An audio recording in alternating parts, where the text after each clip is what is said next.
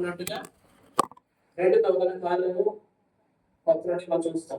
కానీ యేసుప్రభు లోకానికి వచ్చినప్పుడు ఎలా వచ్చాడంటే ఆయన రక్త మాంసములు గలవాడు వచ్చాడు. ఎలా వచ్చాడు? మనందరికి రక్త మాంసం ఉన్నాయా? మనుషులందరి కోసం ప్రాణం పెట్టాడు కదా. మనుషులందరి కొరకు ఆయన మరణాన్ని చూశారు. ఆయన కొట్టినప్పుడు ఎలా కొట్టారు? కొరడాతో కొట్టారు. పిడిగుద్దులు గుద్దారు. ముళ్ళ మీద, తల మీద, ముఖం మీద ఉమ్మేశారు. దీపంతా నాగశాలలో దున్నపడింది కదా. ఇప్పుడు కొడుతున్నప్పుడు జనరల్ ఆలోచించండి. కొడుతున్నప్పుడు ఆ నొప్పి సెన్స్ అవుతుంది కదా. ఆ నొప్పి తెలుస్తుంది కదా. నా చేయడం వరకు ఇస్తే నాకు తెలుస్తుంది కదా. ఒకవేళ దూతకు తెలుస్తుందా? ఇంకా దూతకు రక్త మాంసములు లేవు కదా. కానీ శరీరాధారిగా యేసుక్రీస్తు లోకానికి వచ్చాడు. ఎందుకంటే తన శరీరం ముందు పాపభరాన్ని మోయడానికి, అంటే మనకు కావాల్సిన శిక్షతో ఆయన శరీరం ముందు భరించాడు లేదా? అంటే మనకు కావాల్సిన దెబ్బలు అయినా పడ్డాడు, మనకు కావాల్సిన శిక్ష ఎంత అయినా పడ్డాడు. ఒకవేళ దూతగా వస్తే మరణానికి చూడలేడు. అందుకని యేసుక్రీస్తు లోకానికి ఎలా వచ్చాడంటే రక్త మాంసం ధరించుకొని వచ్చాడు. హెబ్రీ పత్రిక 2వ అధ్యాయము 14వ వచనం. హెబ్రీ పత్రిక 2వ అధ్యాయం 14వ వచనం. కాబట్టి ఆ పిల్లలు రక్త మాంసములు గలవారైనందున ఆ ప్రకారమే గలవారిని, అనగా అపవాదిని మరణము ద్వారా నశింపజేయటకు జీవితకాలం అంతయు మరణ భయం చేత దాస్యంలో లోబడిన వారిని ఈ మాట చూడండి. ఆయన కూడా రక్త మాంసములలో ఎవరు? ఆయన అంటే యేసుక్రీస్తు ప్రభు ఎలా వచ్చాడు? రక్త మాంసములు ధరించుకొని వచ్చాడు. ఎవరి కోసం? ఆ పిల్లలు అన్నాడు. అక్కడ ఆ పిల్లలు మనమే. మనకేమో శరీరం ఉంది, రక్తం ఉంది, మాంసం ఉంది. కాబట్టి మన కొరకు ఆయన కూడా రక్త మాంసములో వాడిగాడు. అబ్రహాము సంతానంలో పుట్టాడు. అక్కడ అబ్రహాము సంతానం ముందు 16వ వచనం. అబ్రహాము స్వభావాన్ని ధరించుకున్నాడు. అబ్రహాం ఎవరు పుట్టారు? ఇస్సాకు రక్త మాంసం ఉన్నాయి. ఇస్సాకు ఎవరు పుట్టారు? యాకోబుకు ఉన్నాయి రక్త మాంసాలు. యాకోబు గారు ఎంతమంది వచ్చారు? 12 గోత్రాలు. వాళ్ళకు ఉన్నాయి కదా. ఇశ్రాయేలు జనాంగం అంతటికి రక్త మాంసాలు ఉన్నాయి కదా. అలాగే యేసు ప్రభువు కూడా రక్త మాంసం ధరించుకొని వచ్చాడు. అది ఎలా రాలేదు? ఇక్కడ నుంచి వస్తుంది. ఇక్కడ నుండి 16వ వచనం. ఏదైనా చాలా ఆయన ఎంత మాత్రం కూడా దేవదూతల స్వభావాన్ని ధరించుకోలేదు. ఆది అంటూ వాక్యము నేను కరెక్ట్ చెప్పాలి. ఆర్డర్ మిస్ అయిపోతున్నాడు. చూడండి, యోహాను సువార్త 1వ అధ్యాయం 3వ వచనం. యోహాను సువార్త 1వ అధ్యాయం 1వ వచనం. వాక్యము నేను 14వ వచనం. ఇప్పుడు చూడండి, ఆది యందు వాక్యం ఉందని చెప్పాడు కదా. ఆ వాక్యం 14వ వచనం. ఆ వాక్యము శరీరధారి అయి, అంటే రక్త మాంసముని ధరించుకొని కృపాసత్య సంపూర్ణిగా మన మధ్య, అవును కదా. వాక్యమైన వాడు ఎలా వచ్చాడు? శరీరాన్ని ధరించుకొని వచ్చాడు. శరీరాన్ని ధరించుకొని రాకపోతే మన శిక్షణను భరిస్తాడా? మన శిక్షణను భరించకపోతే మన పాపాలు క్షమించబడతాయా? అవును కదా. బైబిల్ ఒక చక్కటి మాట ఉంది. హెబ్రీ పత్రిక 9వ అధ్యాయం 22వ వచనం ఏముందంటే, రక్తము చెందింపకుండా పాప క్షమాపణ జరగదు. దూతగా వస్తే రక్తం చెందించగలడా? లేడు. కాబట్టి ఆయన శరీరధారిగా వచ్చాడు. నీ కొరకు, నా కొరకు, మనందరి కొరకు ఆయన ప్రాణం పెట్టాడు. మాత్రమే కాదు, నీ కొరకు, నా కొరకు ఆయన నొప్పిని భరించాడు. అది పాయింట్ గుర్తుపెట్టుకోండి. మరణాన్ని చూడడం అంటే ఆయన పేరుని భరించాడు. కొట్టినప్పుడు అరిచుండట్లేదు. యేసుప్రభు కొట్టినప్పుడు అరిచుండలేదు. లేదు నాకు తగలేదని చెప్పేసి అలా కాకుండా ఉండడా? లేదు. ఆయన నొప్పిని భరించాడు. మరణాన్ని రుచి చూశాడు ఆయన.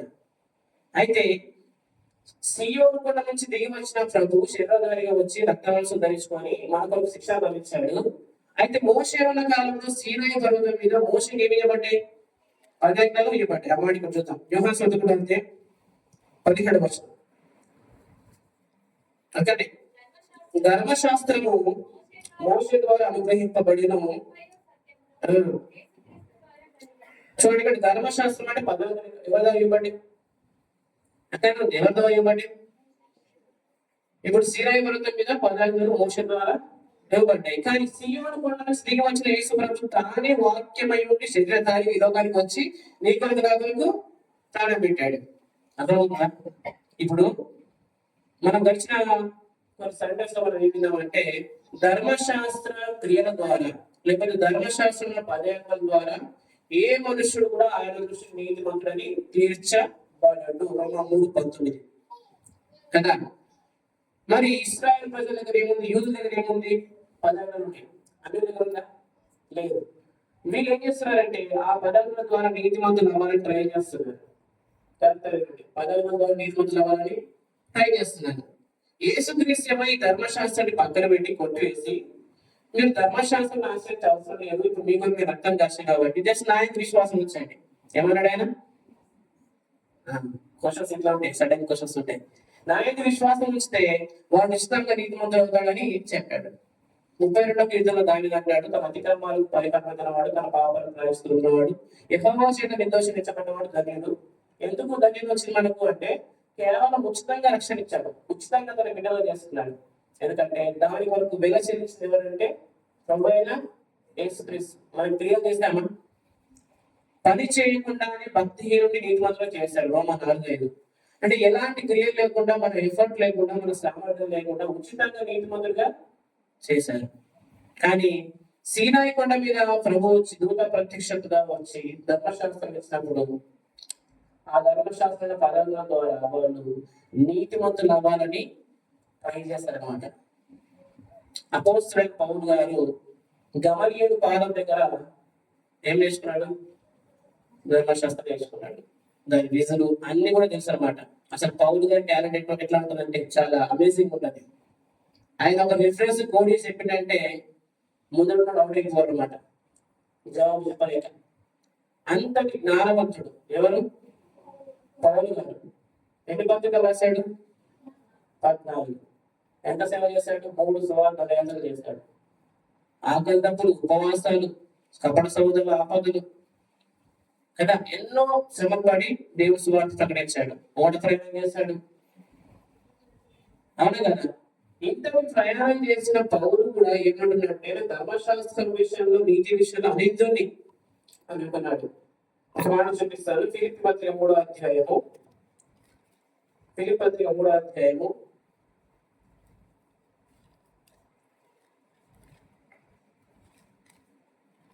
4వ ఒకసారి కావలేదంటే నేను శరీరంలో ఆస్పదం చేసుకోవచ్చు, మరి ఎవడైనా శరీరంలో ఆస్పదం చేసుకునే నేను మరి ఎక్కువ చేసుకుంటాను. 8వ దినాల సున్నతిపత్ర నంబర్ 1, ఇశ్రాయేలు వంశపాటు నంబర్ 2, బెన్యామీన్ గోత్రం నంబర్ 3, హెబ్రీ సంతాన గుర్తు నంబర్ 5, 4. హెబ్రీయుడి ధర్మశాస్త్రం విషయం పరిచయండి, ఆసక్తి విషయమే సంఘాన్ని హింసించిన వాడిని. అయి మాట చూడండి, ధర్మశాస్త్రము నీతి విషయం అనిందుడను. అంటే ఏంటంటే ఈ భూమి మీద ఉన్న ప్రతి మనుషుల్లో నేను ఒక్కని మాత్రమే ధర్మశాస్త్రం పద్యాలను నెరవేర్చి నేను అందరి దృష్టిలో నీతి మొదట వాడుతున్నా అంటున్నాడు. ఎవరు? సాధ్యమేనా? ఇక్కడ ఏమన్నాడంటే ధర్మశాస్త్రము వలని నీతి విషయమై అనిందుడు. అంటే అసలు పౌలు గారి అపీరెన్స్ ఎలా ఉందంటే ప్రజలందరూ చూస్తున్నప్పుడు బతికితే పౌరులు బతకాలి, అసలు వీర్రాని నీతి మోతులు అన్నట్టుగా అలా కనబడుతుంది అనమాట. ప్రజలు అనుకుంటున్నారు ఎవరిని? పౌలు గారిని. అంటే ధర్మశాస్త్రం మనం ఎవరు పాటించలేకపోతున్నాం, పౌలు గారు మాత్రమే పాటించగలుగుతున్నాడు, ఆయన అనిందుడుగా కనబడుతుందని చెప్పేసి ప్రజలందరూ అనుకుంటున్నారు అనమాట. కానీ ఆ పౌలు గారు ఏం చెప్పారంటే ఇక్కడ చూడండి, 7వ వచనం, అయినా ఏవి నాకు లాభకరమైనదో వాటి క్రీస్తు నిమిత్తంగా నష్టం నిశ్చయంగా నా ప్రభు యేసుక్రీస్తు గురించి అతి శ్రేష్టమైన జ్ఞానం నిమిత్తమై సమస్తాలు నష్టం. 9వ వచనం, క్రీస్తును సంపాదించుకొని ధర్మశాస్త్ర మూలమైన ఎవరి మీద? అంటే పౌలు గారిని చూస్తున్నప్పుడు నీతి మొదలు కనబడుతున్నాడు కదా, కొంచెం పెంచడం. పౌలు గారిని చూసినప్పుడు నీతి మొదలు కనబడుతున్నాడు కదా. ఈ నీతి ప్రజలు ఏమనుకుంటున్నారు? దేవుని నీతి అనుకుంటున్నారు. కానీ పౌలు గారు ఏమంటున్నారు? ఇది నా నీతి అంటున్నాడు. జాగ్రత్త వినండి. ధర్మశాస్త్రంలో 10 ఆజ్ఞలు పాటించి నీతి మొదలు కనబడుతున్నాడు అంటాడు కదా. ఈ నీతి నా నీతి, నా సొంత నీతి. అంటే పౌలు గారి యాక్టింగ్ ఎలా ఉందంటే ఒక వేషధారణ అనమాట. ధర్మశాస్త్రం ఆశ్రయించిన కాలం కూడా నేను నీతి మంతులా కనబడుతున్నానని అందరూ అనుకుంటున్నాను. కానీ పౌలు గారు చెప్పాడు కదా, ధర్మశాస్త్రం వల్ల నా నీతిని గాక క్రీస్తునందుని విశ్వాసం ద్వారా వచ్చే నీతి నాకు అసలైన నీతి. దాని నిమిత్తం సమస్తాన్ని పెండలేసుకున్నాను. అంటే నేను బెన్యామీను గోత్రంలో పుట్టిన, 8 సున్నతి పొందిన, హెబ్రీయుల వంశజుడిని అని ఎన్ని ఆధిక్యతలు ఉన్నప్పటికీ ఇవంతా కూడా పెంట అని చెప్పేసాడు. హల్లెలూయా. ఇప్పుడు నీకు కావాలంటే ఎలా అవ్వాలి? ఫైనల్ గా విశ్వాసం ద్వారా ఇవ్వాలి అవ్వాలి. ఈవెన్ పౌలు కూడా ధర్మశాస్త్రంలో అనేకగా పిలువబడినప్పటికీ ఆయన కూడా ఎవరు కావాలా? యేసుక్రీస్తే కావాలి. అంటే ప్రతి మనిషికి ఎవరు కావాలా? యేసుక్రీస్తు కావాలా? యేసుక్రీస్తు రక్తమే కావాలి. దేని కొరకు? నీతిమంతులు అవ్వడానికి. అయితే సీనాయి కొండ మీద ఇవ్వబడిన ధర్మశాస్త్రం 10 ద్వారా ఏ మనుషులు కూడా నీతిమంతులుగా తీర్చబడట్లేదు. సియోను కొండ నిన్ను నన్ను నిలబెట్టిన యేసుప్రభు. సియోను కొండ అంటే నేటి పరలోకం, ప్రస్తుత యెరూషలేము. దాన్ని నిలబెట్టాడు, మనని పరిశుద్ధంగా చేశాడు, నీతిమంతులుగా చేశాడు. ఇప్పుడు సంఘానికి వస్తున్న వారందరూ పరిశుద్ధులైనా పాపులు. మొదలు ఎట్లా ప్రార్థిస్తారంటే, అయ్యా పాపినయ్యా క్షమించయ్యా. పాపి ప్రార్థిస్తారయ్యా. అది కాదండి, పౌలు గారు ప్రధాన పాపి నేను అన్నాడు కదా. అంటే ఎప్పుడు అది నమ్మకం ఉంది కదా. నమ్మిన తర్వాత పాపులు ఎలా అవుతారు? ఏమండి గారు, నమ్మకం పాపులు కదా. నమ్మిన తర్వాత నీతిమంతులు పరిశుద్ధులం. హల్లెలూయా. అసలు పరిశుద్ధులు అనే స్థితి ఎలా వస్తుంది అంటే, నమ్మిన వెంటనే దేవుడు మనం ఏం చేశాడంటే తన సన్నిధిలో నిలబెట్టుకున్నాడు. దేవుని సన్నిధి ఎలా ఉండాలంటే పరిశుద్ధ స్థలం. ఏంటిది? 2 పత్రిక 9వ అధ్యాయం వస్తుంది. 2 పత్రిక 9వ అధ్యాయం 9:24. హెబ్రీ 9:24. పోనీ కానీ కనబడటకు ఎక్కడ ప్రవేశించాడు? పరలోకాన్ని పరిశుద్ధ స్థలం అంటాడు. పరలోకాన్ని ఏమంటారు? పరిశుద్ధ స్థలం. మరి మనం ఎక్కడ ఉన్నాం?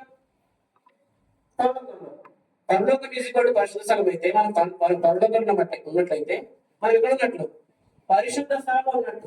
మనం పరిశుద్ధ స్థలంలో ఉన్నాం కాబట్టి మనకు పరిశుద్ధులని పేరు. హల్లెలూయా. అంటే నేను చేసిన పని బట్టి పరిశుద్ధులైనా కాదు కాదు. యేసుక్రీస్తు రక్తం ద్వారా మనం పరలోకంలో ఉన్నాం కాబట్టి పరిశుద్ధులం. కొరింథీ పత్రికలో పౌలు గారు కొరింథీయులకు రాస్తూ 1వ అధ్యాయం అంటాడు, కొరింథీలో ఉన్న క్రీస్తు యేసునందు పరిశుద్ధపరచబడిన వారై పరిశుద్ధులుగా ఉండటకు పిలువబడినవారు. అంటే మనం అందరం ఏమంటే ఆల్రెడీ పరిశుద్ధులమే, కానీ పరిశుద్ధులుగా ఉండుటకు, పరిశుద్ధంగా జీవించటకు పిలువబడినవారు. మనం నీతిమంతులమే స్థితి ఇది, కానీ నీతిమంతులుగా జీవించాలి. మనం పరిశుద్ధులమే, పరిశుద్ధంగా జీవించాలి. మనం కుమారులంగా జీవించాలి. మనం ఆయన బిడ్డలుగా జీవించాలి. జీవించడం కావాల్సింది సహవాసం.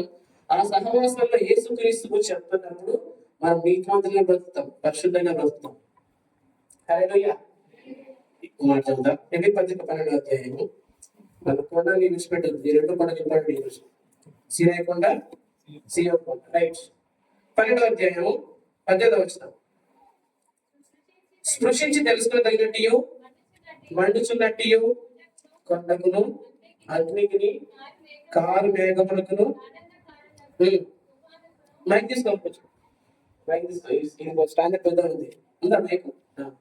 18 నుంచి సిస్టర్ చదువుతున్నారు చూడండి వస్తాయి. సృష్టించి తెలుసుకొని తగినట్టు నంబర్ 2, నంబర్ 3, 4, 5, 6, 7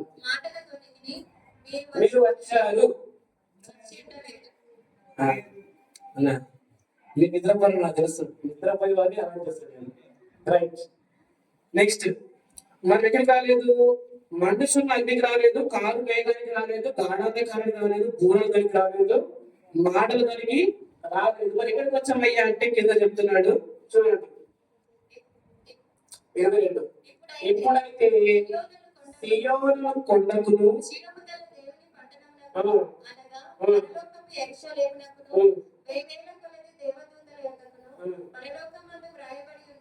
జ్యేష్ఠుల సంఘమునకును వారి మహోత్సవం నదులు అందరి న్యాయాధిపతి అయిన దేవుని యొద్దకును ఉమ్, సంపూర్ణ సిద్ధి పొందిన నీతిమంతుల ఆత్మ యొద్దకును ఉమ్, క్రొత్త నిబంధనకు మధ్యవర్తి అయిన యేసు నొద్దకును ఉమ్. హేబేలు కంటే మరి శ్రేష్టంగా పలుకు ప్రోక్షణ రక్తం మీరు వస్తారు మీరు వస్తారు వచ్చి ఉన్నారు. అంతే అక్కడ ఏముంది అక్కడ వాళ్ళు ఇక్కడ ఉన్నాం వచ్చి ఉన్నాం ఆల్రెడీ మనం సీఎం కొండ మీద ఉన్నాం హల్లెలూయా. ఇక్కడ ఏం చెప్పాడంటే పైన ఒక కొండ ఉంది.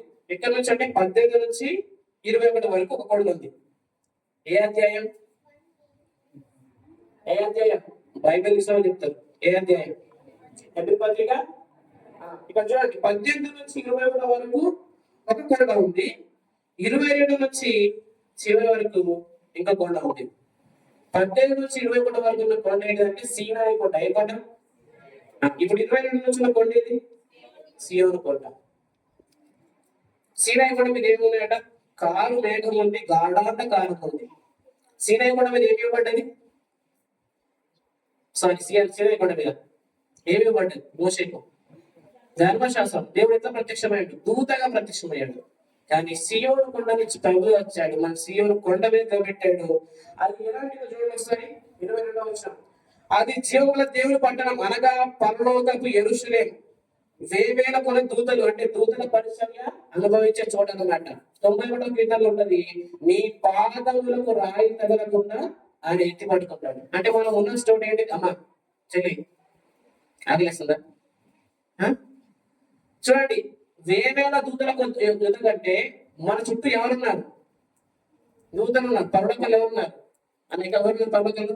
దూతలు. అంటే మన పాదాలకు రాయితాలకు కూడా మన చుట్టూ ఉన్న ఫోర్స్ ఉంది. వేవేల దూతల దగ్గరకు వచ్చాం, పరిశుద్ధ స్థలంలోకి వచ్చాం, పర్వతం యెరూషలేముకి వచ్చాం, సియోను కొండ దగ్గరకు వచ్చాం. ఇంకా సంపూర్ణ స్థితి పొందిన నీతిమంతుల ఆత్మలు భక్తులు, పాత నిబంధన కాలంలో ప్రభు నమ్ము చనిపోయిన వాళ్ళు ఉన్నారు కదా వాళ్ళు. నెక్స్ట్ కొత్త నిబంధనకు మధ్యవర్తి అయిన ఇప్పుడు మనం ఏ నిబంధనలో ఉన్నాం? కొత్త నిబంధన. ఈ క్రొత్త నిబంధనకు ఎంటర్ కావాలంటే ఎవరు అర్థం కావాలి? మనం బలం తీసుకుంటాం మాడతాం కదా 11:25 కొరింథీ పత్రిక. ఇది నా రక్తము వలనైన క్రొత్త నిబంధన. ఆ క్రొత్త నిబంధన ఎంటర్ కావాలంటే ఎవరితో రావాలి? ప్రభు ఏమన్నాడు? నా ద్వారా తప్ప ఎవరిలో ధన్యతలు రాలేడు. ఈ మాట గమనించండి, ఇది చదివారు. కాబట్టి యేసుక్రీస్తు ప్రభు ద్వారా మాత్రమే మన సియోను కొండ మీద నిలబెట్టబడుతున్నాం. అయితే ఇక్కడ హేబేలు కంటే మరి శ్రేష్టంగా పలుకు ప్రోక్షణత్వం ఉంది. హేబేలు ఎవరు చెప్పారు? వాళ్ళిద్దరు బెస్ట్ ఫ్రెండ్సా? బ్రదర్స్. ఎందుకు చెప్పాడు? అర్పణ అంగీకరించాడు హేబేలుది అయింది. సరే మొత్తానికి అయితే మాట చంపేశాడు అనమాట. అయితే హేబేలు చంపినప్పుడు హేబేలు రక్తము భూమిలో నుంచి మొరపెడుతుంది కదా. ఎక్కడ నుంచి మొరపెడుతుంది? భూమిలో. ఏమని మొరపెడుతుంది అంటే వీడు కయ్యలు వాడు నా చంపాడు, వాడు నరహత్య చేశాడు అని చెప్పేసి హేబేలు రక్తం మొరపెడుతుంది. వాడు యేసుక్రీస్తు రక్తం ఏమో మొరపెడుతుంది. ఇదిగో ఈ రక్తాన్ని ఆశ్రయించిన మీరందరూ కూడా నీతిమంతులని చెప్తున్నాడు. ఎక్కడి నుంచి? ఎక్కడి నుంచి? ప్రభు ఏమన్నాడు? హేబేలు రక్తం ఎక్కడ నుంచి మొరపెడుతుంది? భూమి నుంచి. ప్రభు రక్తం పరలోకం నుంచి. ఏమని చెప్తుంది? మీరు నీతిమంతులు అంటే. అందుకని అన్నాడు హేబేలు కంటే శ్రేష్టంగా పలికే ప్రోక్షణ రక్తం దగ్గరికి వచ్చమ్మా. హల్లెలూయా. ఇంకేమన్నాడు చివరిగా? మీరు వచ్చి ఉన్నారు అంటే జరిగిన సంగత, జరగబోయే సంగత? జరిగింది. పరలోకంలో ఉన్నామా? పరలోకం వెళ్తామా? ఉన్నామా? మన స్థితి అంటేనే. కాకపోతే ప్రభు రాబోతుడు ఎక్కబడతాం. కానీ మన ప్రయాసం దేని కొరకు అంటే కిరీటం కొరకు, పరలోక రాజ్యం కొరకు. ప్రభువా ప్రభు అని పిలుచు ప్రతివాడు అదే తప్పు. పరలోకమా పరలోక రాజ్యము. మత్తయి 7వ అధ్యాయం 7:21. ప్రభువా ప్రభు అని నన్ను పిలుచు ప్రతివాడును పరలోకమా పరలోక రాజ్యమా? పరలోక రాజ్యం. అంటే మనకు ఒక రాజ్యం సిద్ధపరచబడిందంటే మన ముందర రాజులని యాజక సమూహం. ప్రభు పాలనలో 1000 ఏళ్ల పాలనలో మనందరికి పరిపాలన ఉంది. మనందరికి పట్టణ అధికారి అప్పగిస్తాడు ఆయన. ఆ రాజ్యంలో ఆయన వెళ్తాడు. ఆయన రాజులకు రాజు, మనము రాజులం. ఆయన సకల యుగాల్లో రాజు. ఆయనతో పాటు మేము వేలమవుతున్నాం. హల్లెలూయా. కాబట్టి పరలోకం అందరికి సిద్ధపరచబడి ఉంది. కొరింథీ పత్రికలో మీరు జాగ్రత్తగా గమనించండి. 5వ అధ్యాయంలో జాగ్రత్త కలదని వదంతి కలదు. కొరింథీ పత్రికలో కలహం ఉన్నాయి, లోయ ఇంటి వారి వాళ్ళు తెలిసింది అని కలహాలు ఉన్నాయి, జాగ్రత్త ఉంది. అయినా కానీ పౌరు గారు ఏమని చెప్పాలా, మీరు పులిపిండి లేని వారు ఉన్నారు, మీరు క్రొత్త ముద్ద అవుటకే వచ్చారన్నాడు. మనం క్రొత్త ముద్దన పాత పిండి, క్రొత్త ముద్ద. మనం క్రొత్త ద్రాక్ష రసమా పాత తిత్తులా? క్రొత్త ద్రాక్ష రసం. మనం కొత్త గుడ్డనా పాత బట్టనా? అర్థమవుతుందండి? ఏది సత్యవాక్యమో దాన్ని సరిగా పెంచాలి. మనం పాత నిబంధన చదవడం వరకు కాదు, మనం new covenant by the blood of Christ. పాత బట్ట వేరు, కొత్త గుడ్డ వేరు. పాత ముద్ద పిండి వేరు, కొత్త ముద్ద వేరు. పాత తిత్తులు వేరు, కొత్త ద్రాక్షరసం వేరు. పాత తిత్తుల్లో కొత్త ద్రాక్షరం పోస్తే తిత్తులు పిగిలిపోతాయి. అర్థమైందా? ఇప్పుడు అయ్యారు మీరు మంచి షెడ్ వేసిన అయ్యారు, కొత్త షెడ్ బాగుంది మీది, కానీ పైకి బాగాలేదండి, పాత పెట్టేసింది. ఎట్లా పడుతుంది? ఎట్లా పడుతుంది అంటే కొత్త బట్ట పాత బట్టని వెలికిపరుస్తున్నది. అలాగే పాత నిబంధన పరిచర్యని కొత్త నిబంధన పరిచర్ని కలిపితే ఏమైందంటే కలిపి చెప్పకపోలేదు. వాక్యాన్ని కలిపి చెప్పకుండా సత్యవాక్యాన్ని సరిగా వివరించమని పౌరుల తిమోతి రాష్ట్రపతిగా చెప్తాడు. కాబట్టి సత్యవాక్యాన్ని సరిగా చెప్తే విశ్వాసికి సరిగా వాక్యం వెళ్తుంది. ఏది సీనాయి కొండ, ఏది సీయోను కొండ. మనం వెంకటిగా పడ్డాం, ఆయనని మనం చక్కగా చెప్పాలి, ఏది చెప్పాలి. ధర్మశాస్త్రం ద్వారా బరుడు వచ్చాయి, బరుడు ద్వారా ఎవరు నీకు అవ్వట్లేదు, సంపూర్ణ స్థితి పొందట్లేదు. సీనాయి కొండ మీద ధర్మశాస్త్రం ఇచ్చాడు, ధర్మశాస్త్రం ద్వారా బరుడు వచ్చాయి. బరుడు ద్వారా ప్రతి ఒక్కరికి పాటిని మనస్సాక్షి కలుగుతుంది. నేను పాటిని మనస్సాక్షి ద్వారా ప్రతి సంవత్సరము వాడు కోడెను మేకము ఎదురు చేస్తున్నాడు, అర్పిస్తున్నాడు. కానీ వాడు ప్రభుత్వాలు సీఎం కొండ వచ్చాడు, ఒక్కసారి అర్పించబడ్డు, ఒకటే బలి, ఒకటే అర్పణ, ఒక్క పుణ్యకాలం ద్వారా సదాకాలానికి కొన్ని సంపూర్ణం చేస్తాడు. 10-14 ప్రకారం. హల్లెలూయా. కాబట్టి ఇది క్రొత్త నిబంధన, ఇది పాత నిబంధన. సీయోను కొండ యెహోవా యందు నమ్మికించు వారు కదలక నిత్యము నిలుచు. చెప్పాను 125వ కీర్తన చూడండి సార్. 125వ కీర్తన మొదటి వచనం. ఉంచేవారు అంటే దీన్ని బట్టి మనకి ఏమర్థమవుతుంది? సీయోను కొండ కదలదు. సీయోను కొండ కదులుతుందా? నితిన్ ఇక్కడ వాటర్ పడి పెట్టిన గట్టి ఊపిన ఏమవుతుంది? పడిపోతాయి కదా. అంటే సీనాయి కొండ మీద ఉన్నవాళ్ళు పడిపోతున్నారు. సీయోను అంటే కదలగా నిత్యం నిలిచేవారుగా ఉన్నారు. అంటే విశ్వాసులకు సీయోను సంబంధమైన పరిచయం చెప్తే, విశ్వాసులకు కొత్త నిబంధన పరిచయం చెప్తే, విశ్వాసులు పరలోకంలో ఉన్నారు, పరలోకం నుంచి జీవిస్తున్నామని చెప్తే వారు కదలకుండా పడిపోకుండా ఎన్ని ఆటంకాలు వచ్చినా వారు నిత్యం స్థిరంగా ఉంటారు. హల్లెలూయా. సీనాయి కొండ కంపిస్తుంది, సీనాయి కొండ కంపిస్తుంది, షేక్ అవుతుంది. మోషే 40 దినాలు 40 పగళ్ళు దేవుని దగ్గర గడిపినప్పుడు అక్కడ చెప్పాడు మోషేకు, ఎవరు కూడా కొండని ముట్టుకోవద్దు. అక్కడ అందుకన్నాడు దూరధ్వని, అది మాటల ధ్వని. ఎవడైనా ఊడితే చూద్దాం అన్నమాట. హెబ్రీ పత్రిక 12వ అధ్యాయం, హెబ్రీ పత్రిక 12వ అధ్యాయం 20వ వచనం. ఒక జంతువైన ఒక జంతువు వస్తాయి. హెబ్రీ 12:20. ఒక జంతువైనను ఆ కొండను తాకిన యెడల రాళ్లతో కొట్టబడవలని ఆజ్ఞాపించిన మాటకు వారు తాళలేక ఆ ధ్వని వినిన వారు మరి ఏ మాటలు తమతో చెప్పవలెను? చెప్పండి అయ్యా, బతిమాలుకొనుచు చెప్పండి అయ్యా, బతిమాలుట చెప్పకూడదని. ఆ దర్శనం ఎంతో భయంకరంగా ఉంది. ఆ కొండను తాకితే రాళ్లతో కొట్టి చంపాలన్నమాట, మనుషుడు సమర్పించకూడదు. ఇక్కడ అంటున్నాడు ఒక జంతువు అయినా కొండను తాకిన రాళ్లతో కొట్టాలని. అయితే అక్కడ నుంచి వస్తున్న స్వరం ఎలా ఉందంటే, ఇక వాళ్ళు ఏం చెప్పొద్దు, చాప్ చాప్ చాప్ చాప్ చాప్ చాప్ చాప్ అని చెప్తున్నాడు. అంటే సీనాయి సంబంధమైన పరిచయంలో వస్తున్న స్వరం ఏది ఉందో అది మనల్ని భయపెట్టే విధంగా ఉంటది. రే తప్పు చేస్తామో దేవుడిని నగ్లేసేస్తారు, చంపేస్తారు నిన్ను. ఈ మాట చాలా భయపెట్టేది ఉంది కదా. అలా కాకుండా మీరు దేవుని పిల్లలు, పరిశుద్ధులు కాబట్టి మీ కొరకి పరలోకంలో ప్రభు యేసుక్రీస్తు జీవిస్తున్నాడు కాబట్టి మీరు ఆయన వైపు చూడండి. ఆయన వైపు చూస్తే మీరు ఎలా కొనసాగానో ప్రభు సరైనతో నడిపిస్తాడు. ఇది ఎలా ఉంది? ఇది ఇంపుగా ఉంది, ఇది భయపెట్టే విధంగా లేదు. కానీ ఆ సీనాయి కొండ మీద ఆ దర్శనం ఎంతో భయంగా ఉంది. మోషే 40 దినాలు 40 పగలు కదా గడిపాడు కదా, 2 రాత్రి పలకలు తీసుకొచ్చాడు కదా, అతని ముఖం ఎలా ఉంది? ప్రకాశిస్తుంది అని చెప్తారు కదా. అందుకని చాలా ఏమంటారంటే, మీరు దేవుడితో కలుపుకోండి, ముఖం చాలా ప్రకాశిస్తుంది.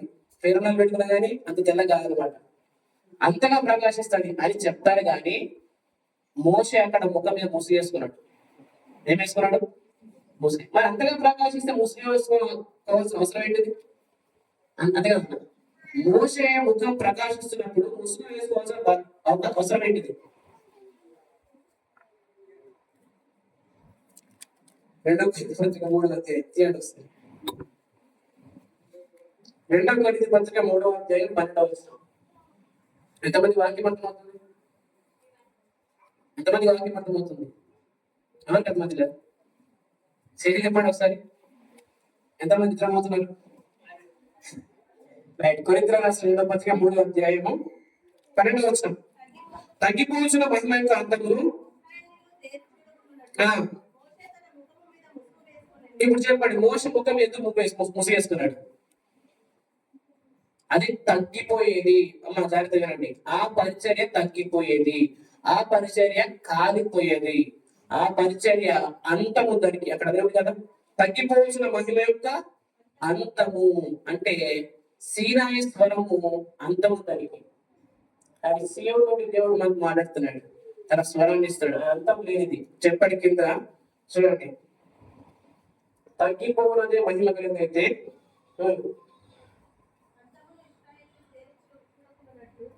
పదకొండవచ్చు. తగ్గిపోవనదే మహిమ కలిగిన ఏమి లేడలా. అమ్మ చూడండి, ఇది నిత్యం నిలిచే సీయోను కొండ. నిలిచినంత మహిమ ఎక్కువ ఉంది, దీనికి గ్లోరీ ఎక్కువ ఉంది. మనం ఎక్కడున్నాం? సీయోను మన మన మన పరిచయం ఏంటంటే, మనకున్న కొండ ఏంటంటే మనము నిరంతరం నిలబెట్టేది. దీనికి మహిమ ఎక్కువ ఉంది, దీనికి మహిమ తక్కువ ఉంది, దీనికి అంతం ఉంది. అందుకని మోషే ముఖం మీద వేసుకున్నాడు, ముసుగు వేసుకున్నాడు. ఆ పరిచర్య, ఆ పదార్థం ద్వారా నీటి మొత్తం అనే పరిచర్య ఎంత ఉందో అది తగ్గిపోయేది. దేవుడు తన కృప ద్వారా మాత్రమే నిలబెట్టాడు, కృప ద్వారా మాత్రం నిలబడి చేస్తాడు, తన కృప ద్వారా మాత్రమే పోషిస్తున్నాడు, నడిపిస్తున్నాడు. ఈ పరిచయలోకి ఎవరైతే వస్తారో, ఈ ఈ కొండ మీద నిలబెడుతున్నారో వాడు నిలబెట్టి కొండ అన్నమాట. దేవుడు ఒక రోజున ఈ 2 కొండలు షేర్ చేస్తాడు. ఏం చేస్తాడు? ఏం చేస్తాడమ్మా? అన్నమాట. ఇది అలాగే ఉంటుంది, ఇది మాత్రం షేక్ అవుతుంది. ఇది షేక్ అవుతుంది, దానికి విన్నవాళ్ళు కూడా షేక్ అవుతారు. దాన్ని నిలబడి పరిచయం చేసిన పరిచయం కూడా షేక్ అవుతుంది.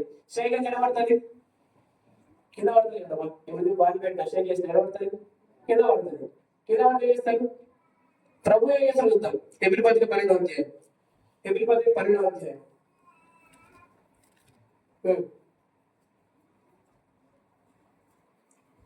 27వ.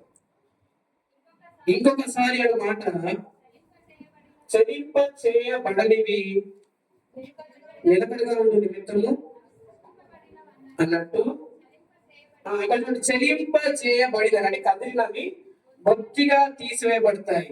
ఏమైతాయి? 29వ.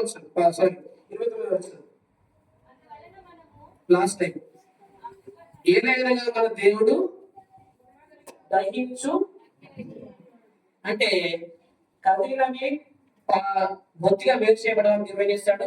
కాల్ చేస్తాడు. ఆ సీనాయి సమాజంలో పరిచయం చేస్తాడు, కాల్ చేస్తాడు. కానీ సీయోను కొండ మీద దేవుడు మన నిరంతరం నిలబెడుతున్నాడు. మనం అక్కడనే మనం పరలోకంలో ఉన్నాం, పరలోకం నుంచి మన రక్షణ ఎదురు చూస్తున్నాం. విశ్వాస జీవితము పరలోకం కొరకు కాదు, పరలోకం నుంచి కిరీటం కొరకు, పరలోకం నుంచి పరలోక రాజ్యం కొరకు, కిరీటం కొరకు, బహుమానం కొరకు. క్రీస్తు న్యాయపీఠం దగ్గరికి మనం కొరింథీ పత్రికలో అన్ని అక్రమాలు ఉన్నప్పటికీ పౌలు అంటాడు, కడబూరం పోగానే మనం అందరం ఎంత పడతామంటాడు. కొరింథీ సంఘం జారు లేదా? ఉన్నాడు కదా, కలహాలు లేవా? వాళ్ళకి రొట్టెలా ఈరోజు తెలియదు. ఒకడు ఇష్టం వచ్చిన తింటున్నాడు, ఒకడు మతడు అవుతున్నాడు, ఒకడేమో ఆకలి తింటున్నాడు. రొట్టెలా ఈరోజు తెలియదు.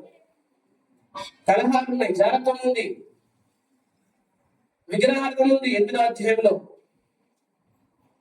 ఇన్ని ఉన్నప్పటికీ పౌలు గారు అంటున్నాడు మనం అందరం ఎత్తబడతామంటున్నాడు. కాకపోతే మనకు పరీక్ష ఉంది. అది న్యాయపీఠ పరీక్ష. ప్రతి వాడు అక్కడ లెక్క ఎక్కువ చెప్పాలి. అర్థమవుతుంది మీకు?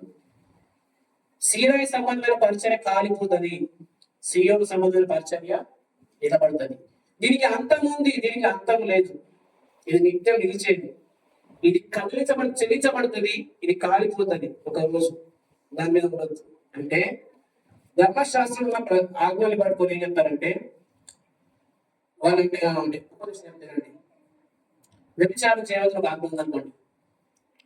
ఒక క్యారెక్టర్ స్టడీ తీసుకుంటారు. ఏంటంటే యోసేపు తీసుకుంటారు. యోసేపు పోతీఫర్ ఆయన శోధించినప్పటికీ పాపం చేయకుండా ఉన్నాడు. నీవు అలా ఉన్నావా అని యోసేపుని దావీదు బెత్షెబతో పాపం చేసినప్పుడు అలా ఆసన తీసుకొని పాపం చేయవద్దు, విభజన చేయవద్దు నాని కాన్సెప్ట్ మైండ్ లో పెట్టుకొని నీవు అలా ఉన్నావా అని చెప్పేవారు. కానీ పౌలు గారు మనం గమనించినట్లయితే ఎప్పుడైతే ఆశించొద్దు అని అందరి పట్టుకుని వెళ్ళాడు పౌలు గారు, ఇలా అంటాడు, నేను చేయగోరు మేలు చేయగోరు కీడు చేస్తాను అంటాడు. అంటే పాపం చేయవద్దు అని ఆజ్ఞలు పట్టుకున్న ప్రతిసారి కూడా నాలో ఉన్న పాపానికి జీవం వస్తుంది అంటాడు. ఒకసారి మాట చదువుకొని పోయించుకుందాం. రోమా 17వ అధ్యాయము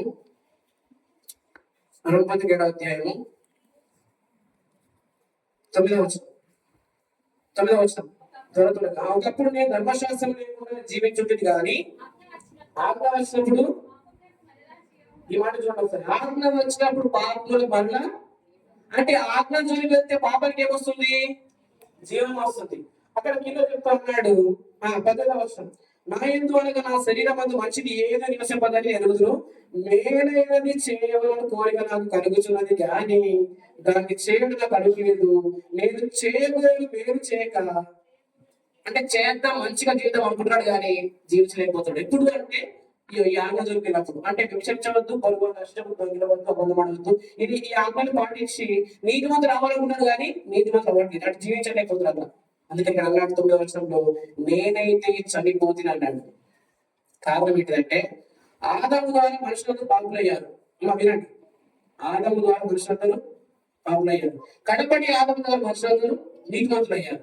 కానీ మన స్థితి అది, ఆత్మలో పరిశుద్ధ కలిగి ఆత్మలో మనము నీతిమంతులు తీర్చబడ్డా, కానీ ఆదాము ద్వారా వచ్చిన ఈ శరీరం అట్టనే ఉంది. ఆదాము ద్వారా వచ్చిన ఈ మట్టి శరీరం అలానే ఉంది. ఈ మట్టి శరీరంలో ఏముందంటే నివసిస్తున్న పాపం ఏముంది? చూడండి ఒకసారి 7వ అధ్యాయము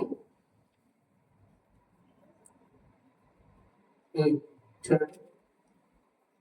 నా శరీరం అంతా 17వ వచనం, కావున ఇక దాన్ని చేయలేదు నా యొక్క నివసించు పాపం. అంటే నాలో ఏముంది? నివసిస్తున్న పాపం ఉంది. జాగ్రత్త వినండి, ఈ నివసిస్తున్న పాపం ఎప్పుడు బయటకు వస్తుందంటే అన్నాడు 9వ వచనం, ఆజ్ఞ వచ్చినప్పుడు పాపానికి జీవం వచ్చాడు. అంటే ఈ ఆజ్ఞలు మనం ఎత్తుకెళ్తున్నాం అసలు. మన బాగా నీతిమంతులమే కదా, పదైన ద్వారా నీతిమంతులు అవసరం లేదు మనకి. ఇప్పుడు యేసుక్రీస్తు అంటున్నాడు అలా నీతిమంతులు అయ్యాము. మళ్ళీ కొందరికి ఏమంటే నీతిమంతున్నా కాదా అని డౌట్, పరిశుద్ధున్నా కాదా అని డౌట్, పరలోకి వెళ్తానా కాదా అని డౌట్. ఇలా డౌట్ ద్వారా చేస్తానంటే పరలోకి వెళ్ళాలంటే నేను ఈ ఆజ్ఞలు పాటించాలా అని ఆజ్ఞలకు వెళ్ళినప్పుడల్లా ఇతరుల పాపం జీవం వస్తుంది. అప్పుడు చేయొద్దు అనుకున్న ప్రతిసారి కూడా పాపం చేస్తున్నాడు. నేనైతే చనిపోతున్నా అన్నాడు.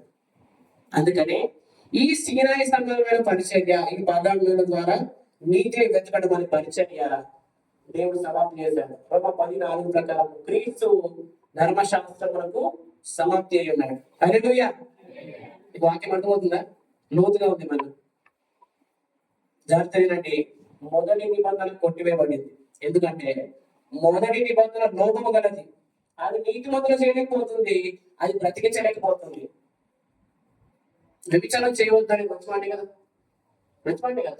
అబద్ధం కూడా మంచివాడే కదా, మంచి మాటనే. కానీ చేయొద్దు అని ఎవరున్నారు? నేను చేయొద్దు, నేను అబద్ధం ఆడదు. మరి నా సంబంధం ఏంటది? తక్కువే కదా. అందుకని పౌలు అంటాడు, నేను క్రీస్తుతో కూడా సిలువ వేయబడి ఉన్నా. అంటే నేను అంటాడు, సిలువ అంటాడు.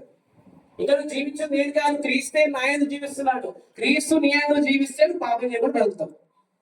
నీ అంతటా నువ్వు పాపం చేయకుండా ఉండాలంటే పౌరు గారు ఇలాగంటే చేయకూడదు మేలు చేయక చేయకూడదు కీడు చేస్తున్నాడు. ధర్మశాస్త్రాన్ని ఆశ్రయించిన కాలం, 11 వెళ్ళిన కాలం అతను ఓడిపోతున్నాడు. మనం ఓడిపోవాలి గెలవాలి. రోమపతి 7వ అధ్యాయము 5వ వచనం.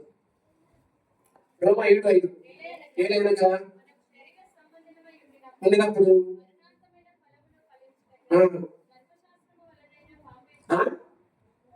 ఏంటి ధర్మశాస్త్రం ద్వారా ఏమొస్తున్నాయంట? ఎవరికి? పౌరు గారికి. ఆజ్ఞాంజలికి వెళ్తే ఏమొస్తున్నాయంట? పాపేచ్ఛలు, పాపపు కోరికలు వస్తున్నాయి. వింటున్నారా మీరు? 8వ వచనం. అయితే ఆ, పాపము ఆజ్ఞను హేతువు చేసుకొని సకల విధమైన దురాశలను ఆ, సకల విధమైన దురాశలు. అంటే ధర్మశాస్త్రం మంచిదే, కానీ నాలో మంచిది లేదు. నా శరీరంలో పాపాలు ఏముంటాయి. ఈ ధర్మశాస్త్రం అనే ఆజ్ఞ నా దగ్గరికి వచ్చినప్పుడు ఈ పాపానికి జీవం వస్తుంది, నేను పాపం చేస్తున్నాను. అందుకని ఆ ధర్మశాస్త్రం వల్ల వచ్చే నా నీతిని నష్టంగా పెట్టగలుచుకున్నాడు. యేసుక్రీస్తు ద్వారా విశ్వాసం ద్వారా వచ్చి నీతిని వెంబడించాడు. హల్లెలూయా. అది సీయోను సంబంధమైంది, ఇది సీరియస్ సంబంధమైంది. అది నిత్యం నిలిచేది, నిలబడదు. క్రీస్తు నిలబడుతుంది, కాలిపోతుంది. ఇది నిలబడుతుంది, నిలబడుతుంది. హల్లెలూయా. ప్రభు ఈ మాటలు మన వెనుకలు దీవించుగాక.